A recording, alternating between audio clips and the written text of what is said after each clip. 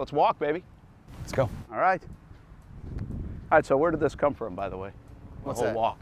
Oh, that's a great question to start with. I think I've always been somebody who A, enjoys having a ball in my hand, but B, also the idea of movement. I think that's where I get a lot of peace of mind, right?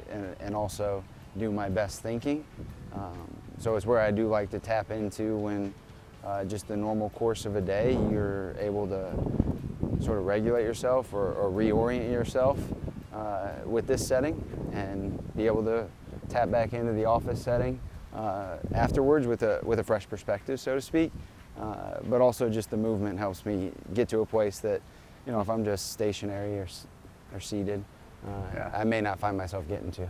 How many steps do you get in a day? That I don't know. I do have one of the watches that allows you to track that, and I can't say that I've actually ever looked. But nonetheless, I do enough standing, so I don't know that it's all that much. If I just take a couple of laps, it's probably nothing significant. Well, you look good, and you're in good shape. And in about 15 more years, maybe, you might be tracking the steps. You know what? I know it's on the horizon that the food that I eat, the metabolism is going to slow down, and it's going to start wearing on me a little bit more, and maybe I'll have to pick up the pace and start jogging instead of walking. It's the right move. Let's go. Yeah, that's what I'm talking about, Jake. That's how Tony woke up. Oh, we'll plug the hunt here. This is where we saw it. I mean, you helping make that trade for Travis. So business gets done out here. Oh, there's no doubt about it, and I think it's safe to say that that won't be the last time that that's the case. But nonetheless, it's become a helpful mechanism for me in the decision-making process, and really just to be able to connect with people. You know, stepping out here, being in a different setting than, you know, just watching practice or being in a meeting room. It allows for a more personal touch, personal connection in some instances. All right, so we hear all this about Les Snead, and obviously he's a mentor and the Rams and everything, but is that like your whole leadership style, what we're seeing at James Gladstone? Is it all credit to the Rams, that organization, Les, or are there different parts where it comes from? Who I am is a credit to anybody that I've ever really come in contact with, and the people that I lean into most. It goes back to my parents, my family members, my friends, really my coaches growing up, and certainly by the time that I got into this space, this line of work, it was easy to turn to Les and look at Les as the example. And so yeah, there's a ton that I point to with Les in particular about my modes of operation, the way in which I handle business, the way in which I interact and communicate to team members, and the way that I collaborate with anybody that's involved in the process. And so, yeah, I point to him as a North Star, so to speak, or as somebody that, you know, I think about frequently. At the same time, he was somebody who was unapologetically himself and offered people the luxury of doing the same. And so we're not exact matches. We're not the exact same person. And so I have my own flair, my own flavor, and that's what I attempt to put into practice. You're obviously a pretty smart guy.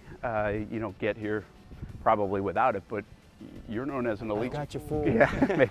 Well, you can fool me. I'm not that smart, but you're an elite communicator, and I think that's what people say about you. I think they say similar things about Liam. I mean, communication's hard. A lot of people can't do it. Is that a learned thing, as practice thing, or is that a gift? How do you view it?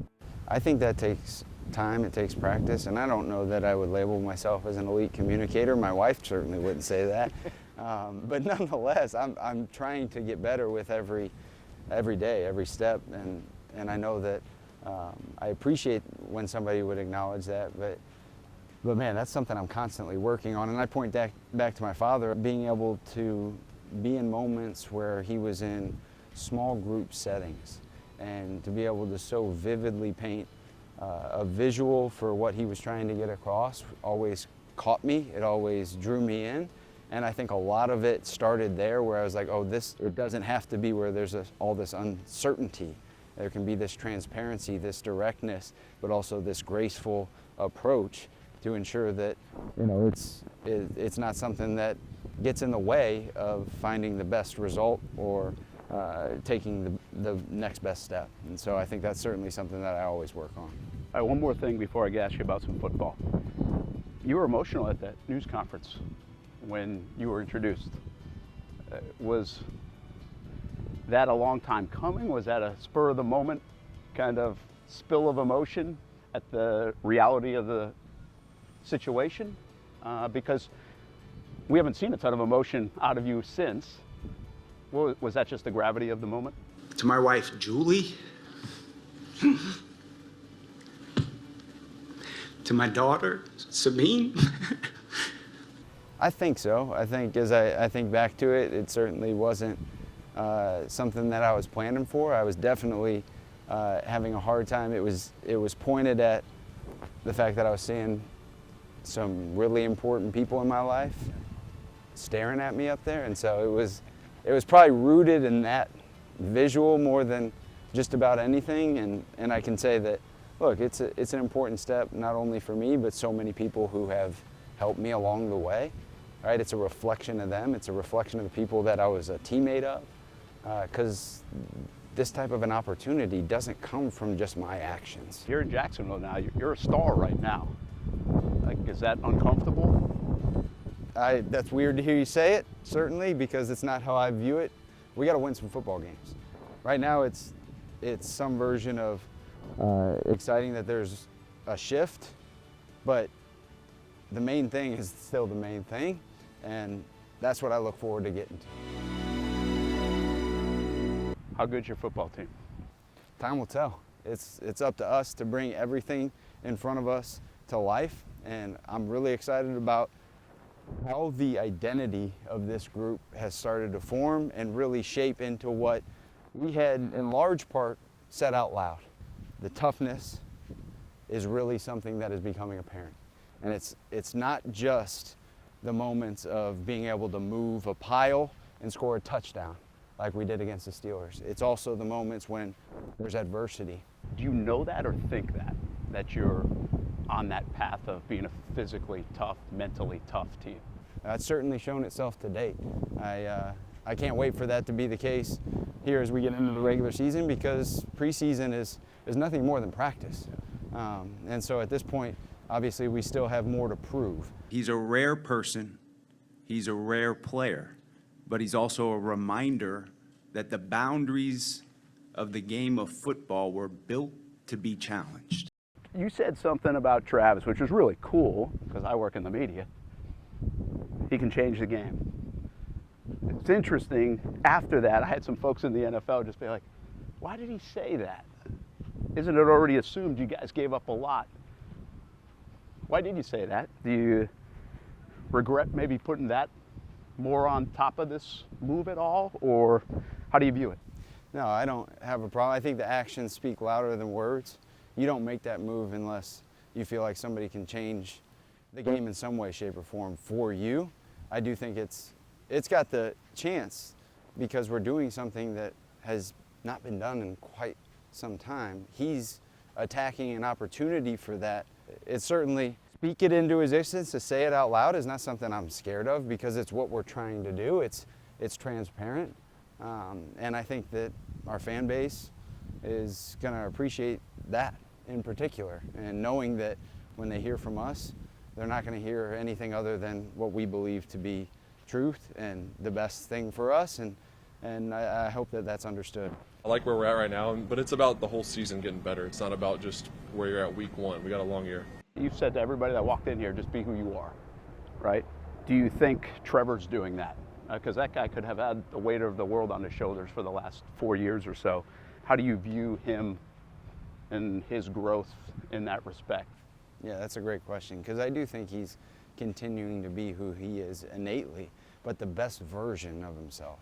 So he is spreading himself in a way that, to us, obviously, we can't point to the inner workings, the daily habits and things like that that existed prior to our arrival. We weren't here.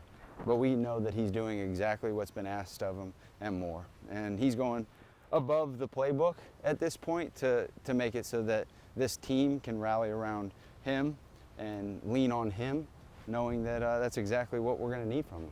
Let me ask you about Liam.